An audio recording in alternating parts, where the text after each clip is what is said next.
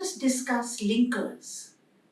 You know that linkers are very important in your writing and speech because with the help of linkers, you can connect your sentences. You can organize your ideas from one idea to the next and the next. You can make a connection between them. And only that speech or that essay will be good which has connection in it, where all the ideas are organized in a proper way. So let us look at some of these linkers that you must use, but you must use them in the right way and at the right part of the sentence. So there are these linkers such as linkers of addition.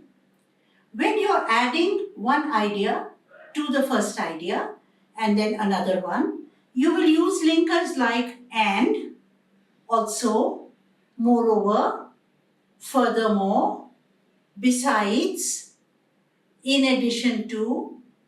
So this will tell the reader that you are going to give another idea and another and another. So all these ideas are added. But then you see contrast, linkers of contrast. This means that if you give one idea, the other next idea is opposite to the first idea. So if it is opposite, it contrasts with the earlier idea. So in that, you will use these linkers like but. So the first idea, then contrasting to that is but. However, on the contrary, in spite of, on the other hand, though, although.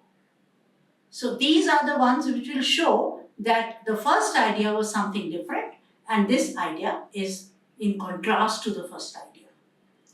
Then it's also very important to show the sequencing. What you're saying first, then what you will say next. So you will indicate that by saying firstly, secondly, lastly, finally. This will tell the others how you are organizing the information. Then you will also have a linker like next. If you are starting something, you will say to begin with or in the beginning. Then you will say later I will write about or I will talk about this. Following this, I will say this. So these are all linkers which tell us about sequence. Then we have consequence.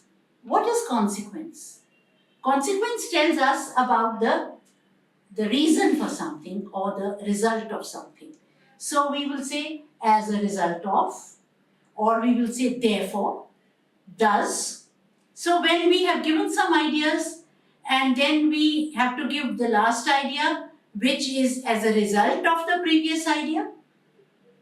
So then we use a consequence linker like as a result of or due to something, right? The reason for this was, thus it happened or therefore it is so.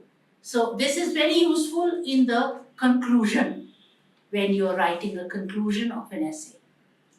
So we use different sorts of linkers to do different things. For instance, to show certainty. When we are certain about some idea, we will say obviously, certainly, surely, this is so. So we are certain. We are conveying the certainty. Or we will say we want to show the condition. If this happens, if it rains, we will have good crops. So if it rains. So if is used for condition. And also unless it rains, we will not have good crops. So that is also condition. So we want to show condition, we have to use these kinds of whether it rains or not. So we have to give the conditions.